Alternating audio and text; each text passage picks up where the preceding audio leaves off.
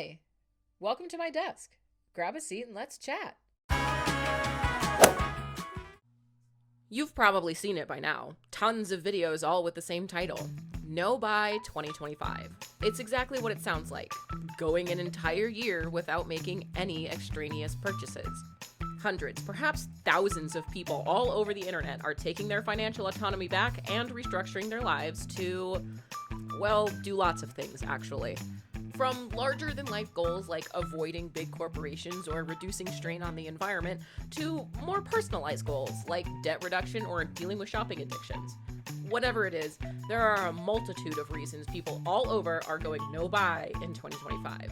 For me personally, my goals are much smaller than others are.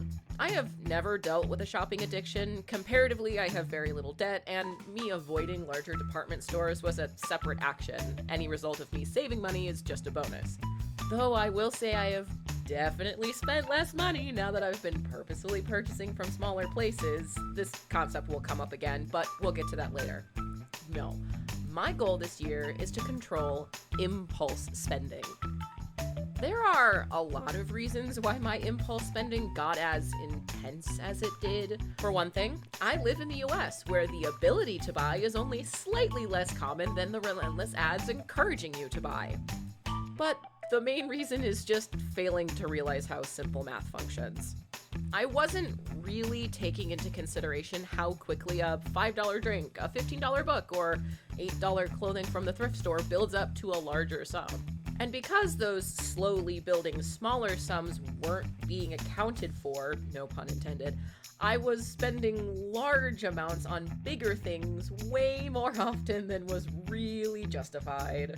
I was spending like $200 every weekend on just new vinyls, not even considering things like going out to eat. Yes, vinyls are cool and tend to be more expensive per unit, so buying even just one for funsies could run me a solid 50 quid, but did I really need to buy 6 of them every Saturday? Especially when I haven't been keeping track of those smaller purchases throughout the week. All of this was especially easy to not think about when I was just whipping out my debit card left and right with no tangible scale to show how much money I was actually spending. It was getting out of control. No, I had never really run into any financial trouble because of it. I've always been able to pay my bills on time, but was I really going to wait until I was hit with some giant brick of reality to get my crap together? So here I am, writing the script at the end of April, a quarter of the way through the year, and I've got a few budgeting trials and major errors under my belt. Though I am no money expert or advisor, I just felt me being an average Joe could give people a sense of encouragement knowing that these kinds of goals can be accessible enough to accomplish, as well as also maybe lessening any sense of shame for when things don't go as planned. Weirdly enough, despite videos on this subject being posted all over the internet on places like TikTok and YouTube, I never saw them. I was maybe a little inspired by various underconsumption core trend analyses I watched, but those were more of a jumping off point rather than a resource for information. Mostly of my own volition, I decided to go make this my belated New Year's resolution in January with very little influence. Since I had started on my own with no resources that would personally cater to my goals, or even the vague sense of community that other videos would have provided me had I seen them, I decided to start small. I already knew I was really bad with budgeting. There was more than one occasion where I tried to suddenly implement weekly budget caps that failed fantastically. So I knew one big sweeping cut to my budget wasn't going to work, let alone quitting cold turkey. And secondly, I just do really like shopping. I love going into vinyl stores, art fairs, and local shops to look at the little doodads and trinkets, almost as much as I love the thrill of buying one, or several. And peer restriction isn't effective for almost anyone, so I wasn't going to battle myself on it. Not to mention, if I enjoy shopping and I can't buy anything for 365 days, I would lose motivation so quickly and spend like crazy anyway, learning essentially nothing in the process, That's obviously not what I wanted. Therefore, a no-buy week was where I would start. I was ready. I had my special weekly to-do list in hand, chores to do, events to attend, and most importantly, 7 little empty boxes labeled no extra spending, just waiting to be ticked off. All I was allowed to purchase that week was groceries and gas. And you know what? I did it. Not once, but twice. 14 whole days with no spending other than for necessities. As a reward for my diligence, I was allowed a week without any restrictions at all. I've totally learned my lesson by now, right? I got my packages, my little treats throughout the week, ready to conquer another no-buy week after that. This was easy. At least that's what I thought until I realized the carnage I left behind on that one single week. All I had done was just cram my spending spree into those 7 days, as if I was like making up for lost time. I spent another couple $100 in 1 week. Sure, it was things I was waiting to buy, so I was avoiding those smaller impulses, but I wasn't avoiding those giant purchases that drain my budgets faster than a barrel of moonshine on a festival day. I beefed it. I beefed it hard. And I beefed it even harder when 2 days into the next no-buy week, I impulsively bought very expensive tickets to a big event for later that year. What did I even learn? Did I learn anything? Well, in fact, I did. I learned I can avoid those little treats. I waited to purchase things, so what I did buy, I would more likely use. That's at least something, right? But what else could help? I made the pretty dumb decision to just put a blanket $50 cap on weeks I was allowed to buy things. While this could work for others, I had already proven that having set budgets doesn't actually work for me, especially if I had an excuse to tell myself that it was okay to go over. Oh, well, you're out with your friends, it's fine. You were good last week, what's an extra $20? You might not find this again. You can just do an extra no-buy week to make up for it. I specifically recall going to a zine fest and having my lowly $50 budget in the front of my mind. Zines are cheap, even free. I probably won't even spend the whole budget. How naive I was. Quickly did my budget get put on the back burner, and not only did I spend more than $50, I once again was using payments where I couldn't visualize how much I was shilling out. Yes, the money did go to local artists and students at a graciously hosted free event, but the principle of the matter still stands. Budgets meant nothing if I was just going to enthusiastically run over them with a bulldozer, my debit card and e-payments in hand. Blanket budgets were not working. They never worked. I knew that. I suppose I was overall spending less and saving more than I had been before when I wasn't thinking about money at all, but I was frustrated that I wasn't fighting the habit of impulse. Rather, it just seemed I was shoving it off and waiting to indulge it and then letting it run wild. How could I combat this and form more conscious habits? Ironically, the answer was more restriction. At this point, it was the end of March, and I had finally found out about the no-buy 2025 trend. I watched various videos, some talking about the aspects of the trend itself, and some about the system that content creators had made for themselves. In a couple of these creator systems, I saw that they had the genius idea of no-buys for specific items. People were participating in things like Project Pan, where they do not buy any makeup at all until they use what they have. Or deciding that they're not allowed to buy takeout anymore if Uber Eats is where they're losing all their money. The idea struck a chord with me because I had already done that before, and it worked. Back in September of 2024, I participated in the 75 Hard Style Challenge, a challenge on Instagram to stop buying all clothes and use only what you have in your closet for 75 days, all while keeping track of what you wear on the daily. The point of the Hard Style Challenge was to observe what was in your closet and what you actually wear, what types of styles, shapes, colors, materials, and textures of clothing you gravitate towards to help you declutter your closet and/or form skills to make more purposeful choices when you do buy clothes. I had heard of this challenge briefly after spending over $100 on a metallic hot pink cowboy jacket, very Barbie-core. A jacket that at this point in time, a year after I have bought it, I have worn a total of 2 times. Needless to say, I was in desperate need of a reform. Even though I had never done anything like that before, I did it pretty successfully, even going beyond the 75 days of the challenge. And I even actually had fun doing it. I liked recording my outfits every day and sharing them with my friends or putting them in my little folder. It was like a fashion show that kids put on, but for grown-ups.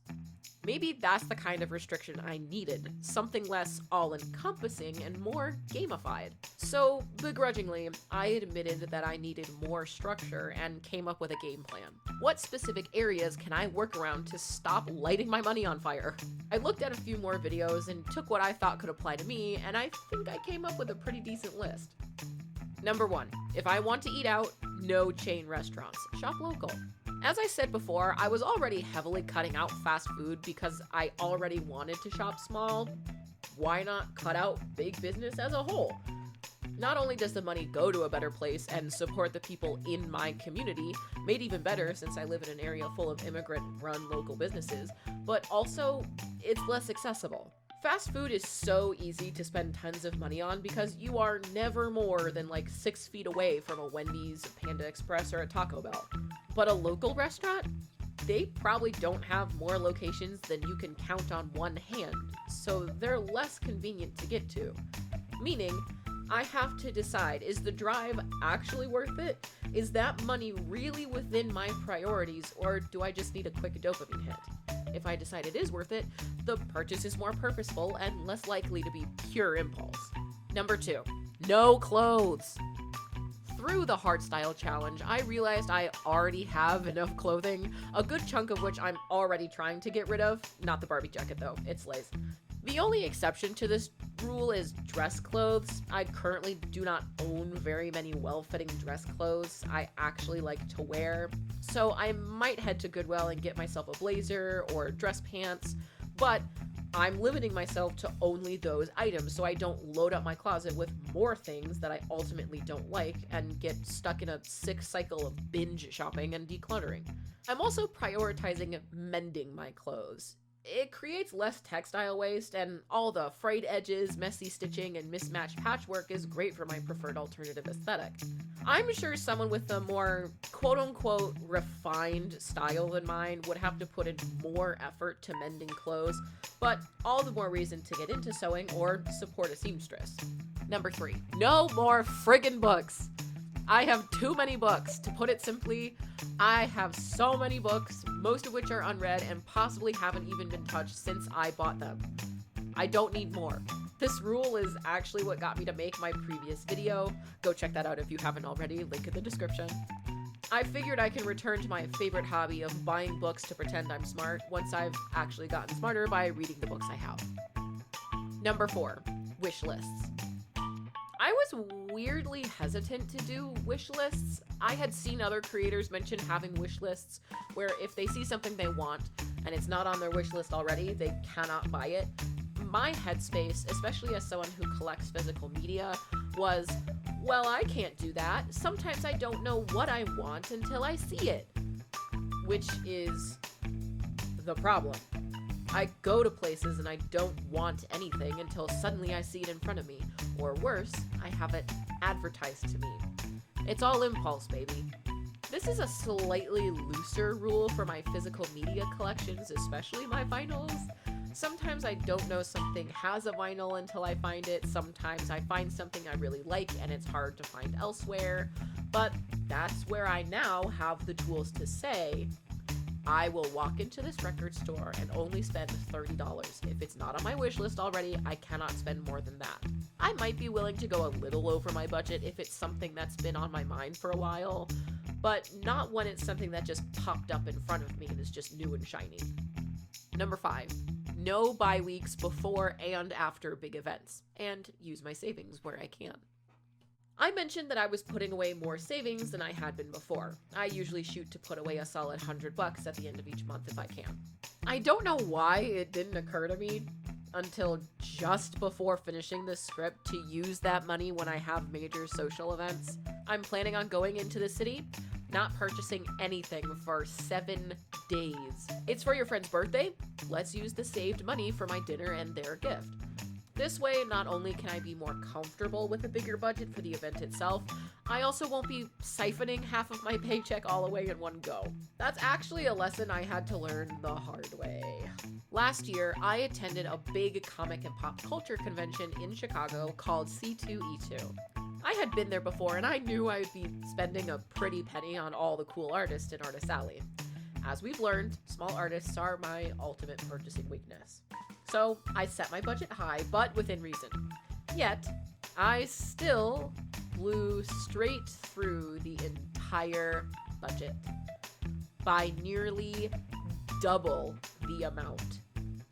Yeah, the extra money was going to support artists rather than a giant corporation, but I was still impulse spending like crazy. I hadn't even saved up for the event. I just knew I'd have the money to spend, so the over $300 I did end up spending, not even including food and transportation, by the way, just came straight out of my bank account in a giant chunk. I don't necessarily regret any of the purchases I made. I like all the cool stuff I got, but nearly doubling my budget on a whim is insane. I knew something had to be different the next year. Luckily, the story of this year's convention is a perfect example of all the habits I've been forming being put into work. I was much better about saving up over time before the convention. I was waiting between seeing the art and buying to let the dopamine rush calm down first, using cash so I would have a visual representation of my spending limit, and even setting specific limits on what kind of art I was allowed to buy. The foundational skills I was implementing into everyday life since January helped me make better consumer choices at a big event where the perfect excuse to spend was handed to me on a silver platter. Granted, my budget was higher this year, but it mostly came out of my savings rather than my most recent paycheck. I even had enough cash to pay for dinner, a gift for my friend, and an upgraded photo op without going over my spending limit even 1 penny. Yes, this was the previously mentioned event I impulsively bought tickets to in the first place, but this was a fun event, not a million little pieces of junk to clutter my house. Sure, it was very expensive, but it certainly wasn't the worst use of my money. Besides, I definitely think getting to go to an event with my friends and meet the whole cast of The Breakfast Club was totally worth it. It was all a meaningful purchase that was fully within my priorities. Overall, this set of rules and more rigid structure have been working pretty well for me. Have I completely eradicated silly purchasing over these last months? No. I still buy random things I don't need more often than I'd like to admit. I'm not perfect. But I don't think going from spending hundreds of dollars for the value equivalent of shiny rocks that collect dust, then reducing that to maybe $50 on things I genuinely use every once in a while is anything to sneeze at. I'm still learning and still enjoy shopping, so purchases are going to happen regardless, but shame isn't going to do me any good. I'm happy with the progress I've made stretching that financial muscle. My financial situation has changed again recently, much more drastically than it has before. This time, I'm making the concerted effort to focus on debt repayment as quickly as possible. That puts a lot of pressure on me not to spend, something I could never effectively accomplish back at the beginning of the year. But with these past few months of learning, I have more tools to work with and much stronger skills and impulse control to guide me. Hell, to pull this stunt off, I'm really just using a modified version of my previous weekly budgets, giving myself one day to spend on weeks I'm allowed to spend, while putting more cash into savings at the end of each month and implementing my no-buy weeks more often. Overall, I'm really glad I had the motivation to care for myself more financially. I'm sure everyone else doing the No-Buy 2025 are too. Whether or not your financial journey is at all similar to mine, I do hope this has given you new tools and ideas to help care for yourself financially. And I hope whatever little treats and trinkets you do purchase brings you a lot of joy.